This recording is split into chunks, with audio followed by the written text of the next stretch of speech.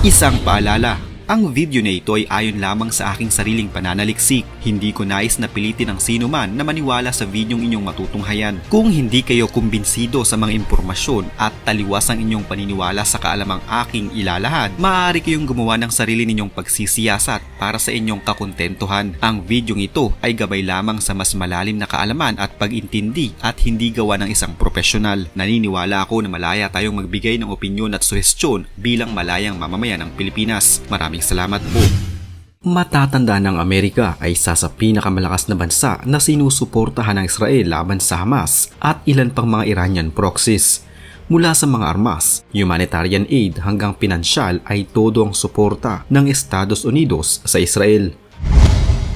Mula nang magsimula ang kaguluhan, lagi lamang nasa likuran ng puwersa ng Israel ang Estados Unidos upang umalalay. Kaya naman dahil dito, tila nadadamay na din ang Amerika sa mga pag-atake ng kanilang mga kalaban dahil sa kanila umunong pangingialam sa laban sa pagitan ng Hamas at ng Israel.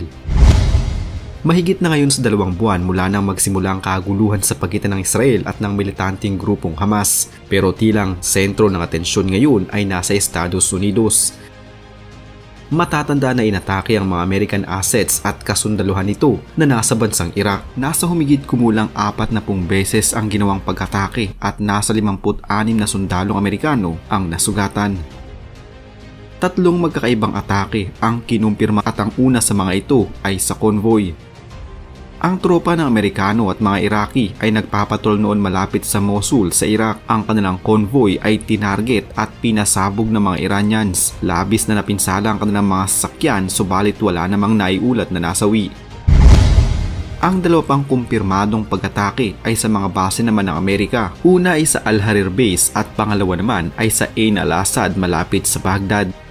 Nagpalipad ang Iran ng mga drones upang pasabugin ang mga base ng Amerika subalit tagumpay naman na napigil ang mga ito. Ang mga pag-atake na ito ay may tuturing na mahina pa lamang at ang ilan ay napigil pa ng Amerika. Pero hanggang kailan kaya ito kayang pigilan ng Estados Unidos at hanggang kailan ito gagawin ng Iran? Paano kung ang mga susunod na pag-atake ng Iran ay maging matagumpay na? Paano kung isa sa mga sundalo ng puwersa ng Amerikano ang mamatay? Tiyak na kapag nangyari ito ay panibagong gulo na naman ito para sa lahat ng mga bansa sa mundo. Kung mangyari man ito, sigurado na ang Washington Force ay magpapadala agad ng kanilang mga matinding resback at iyon ang kinatatakutan ng marami. Ayon sa Amerika, sigurado sila na ang pag-atake na ito ay kagagawa ng Iran o kung hindi man ay grupo na suportado din ng Iran. Subalit marin itong pinabulaanan ng Iran. Wala umano silang kinalaman tungkol sa mga nagdaang pag-atake na ito laban sa Amerika. Matatandaan kasi na unang inatake ng Iran ang mga base ng Amerika sa Iraq noong nakaraang linggo lamang na kung saan bahagyang nasugatan ang ilang sundalo ng Amerika dahil sa pag-atake ng mga drones at rocket sa base militar ng US sa Iraq.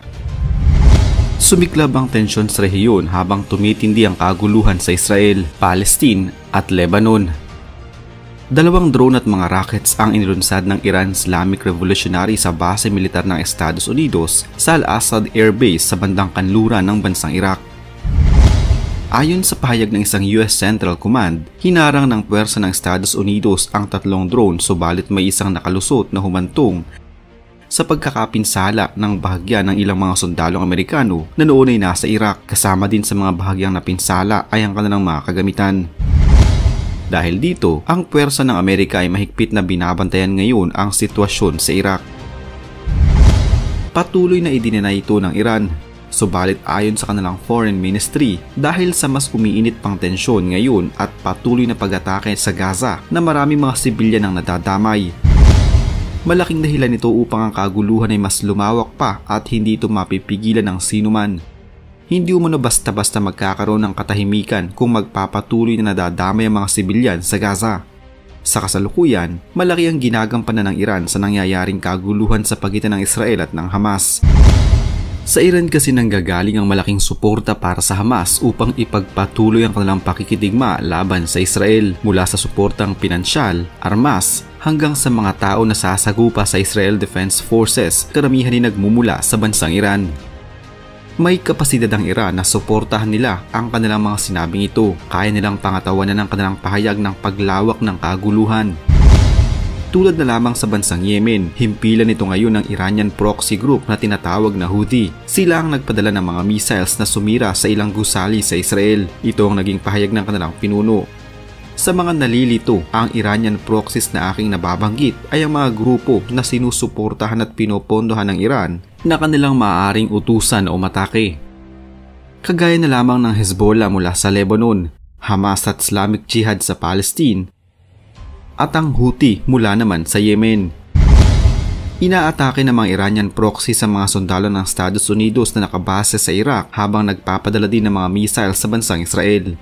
Ayon sa pahayag ng Iran at ng Houthis, ang dalawang ito ay may parehong ipinaglalaban. Sinisisi ng Iran ang Israel sa kaguluhan ngayon sa Gaza at ayon sa Houthi, magpapatuloy ang kanilang pag-atake laban sa Israel hanggat patuloy ang agresyon sa Gaza. Kaya naman nagiging malaking papel ngayon ng Gaza sa pagitan ng Israel, Estados Unidos at ng Iran. Bago pa man ang naganap na pag-atake ay una nang nagbanta ang Iran na aatakihin nito ang mga pasilidad ng Estados Unidos sa Iraq dahil umano sa pangingialam nito at pagsuporta sa bansang Israel. Sa isang pahayag ay inamin ng Iran ang pag-atake at sinabing mas higit pa sa mga ito ang kanilang gagawin sa mga susunod na araw dahil na din sa pangingialam ng Amerika sa away ng Israel at ng militanteng grupong Hamas.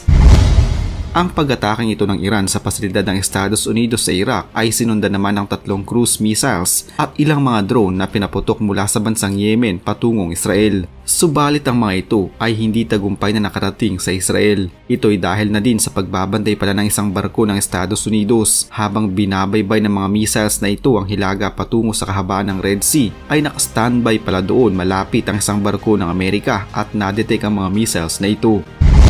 Noong nakaraang Lunes lamang, ginantihan ng Estados Unidos ang Iran. Nagsagawa sila ng airstrike matapos silang atakihin ng isang one-way drone sa baybayin ng Iraq. Ang pag-atake na ito ay mula sa isang grupo ng mga militante na nagmula sa bansang Iran. Bunsod ng pag-atake, isang US service member ang ngayon nasa kritikal na kondisyon habang malala namang nasugatan ang 2 pang personnel ng Estados Unidos. Ito ay ayon mismo sa mga opisyal ng puwersa ng Amerika. Ang pagpapalitan ng mga pag-ataking ito ay isang demonstrasyon kung paano ang away sa pagitan ng Hamas at ng Israel ay kumakalat na sa gitnang silangang Asya. Ang pagkalat na ito ng kaguluhan ay nagre-resulta ngayon ng pagbaling ng atensyon sa puwersa ng Estados Unidos at pag-atake sa mga base nito na nasa bansang Syria at Iraq. Ang grupong kilalang kaalyado ng Iran na kasalukuyang nasa Syria at Iraq ay kontra at hindi pabor sa ginagawang pag-atake ng Israel sa Gaza. Nakikita din nila na responsable dito ang Estados Unidos na patuloy na sumusuporta sa Israel. Sa utos ng Pangulo ng Amerika na si Joe Biden, gumanti ang puwersa ng Estados Unidos sa Hezbollah at nasira ang ilan sa mga pasilidad ng militanteng grupo na kanilang ginagamit sa pag-atake. Ayon kay General Michael Eric Kurilla, ang head ng US Central Command, patuloy nilang pananagutin ang kahit na sino man o anumang grupo na aatake sa kanila kahit na anong mangyari. Nasa mahigit na sa 100 beses na inatake ang puwersa ng Amerika na nasa Syria at Iraq ng mga militanteng grupo. Samantala, inisnab naman o hindi pumabor ang bansang Saudi Arabia sa nais ng Amerika na anti-Houthi mission. Ni-reject ng pinakamalaking Gulf country ang request ng Estados Unidos na makiisa sa Operation Prosperity Guardian. Ayon sa Saudi Arabia, ang kanilang kaharian umano ay walang planong sumama o makiisa sa naturang koalisyon ng pangunahing layunin ay ang kontrahin ng Houthi na isang Iranian proxy at kaalyado ng Hamas sa Gaza laban sa Israel. Ayon pa sa mga opisyal ng Saudi Arabia, mas binibigyang prioridad nila ang kanilang pangloob na seguridad at pagpapalago ng kanilang ekonomiya. Mas nais ng kaharian ngayon ang kapayapaan at katahimikan ng kanilang bansa matapos ang nasa 8 taon nilang sigalot laban naman sa Ansarullah. Hindi man aminin ng marami, pero mahahalata na tila mas pinili ng Saudi Arabia ang Houthi kaysa sa Estados Unidos. Matatanda na noong nakarang linggo lamang ay bumuo ang Amerika ng isang koalisyon ng mga bansa na poprotekta sa Red Sea. Subalit nagbabala ang Houthi na kung sino man ang bansang umanib sa koalisyon na ito ay aatakihin nila ang kahit anumang barko na mula sa kahit anong bansa na dadaan at makikita nila sa Red Sea. Sa ngayon kasi ay tinatarget ng Houthi ang mga barkong may kaugnayan sa Israel na dumaraan sa naturang parte ng karagatan. Isa na namang kwento ng pagbabalik tanaw sa kasaysayan ang naitampok natin ngayon. Huwag kalimutang i-like ang video ito at mag-iwan ng komento sa ibaba ng mga nais nyo pang malamang kwentong kasaysayan sa Pilipinas. Mag-subscribe na din para lagi kayong updated sa mga pinakabagong video dito sa Kasaysayan Pinoy. Magandang araw po at mabuhay ang bansang Pilipinas!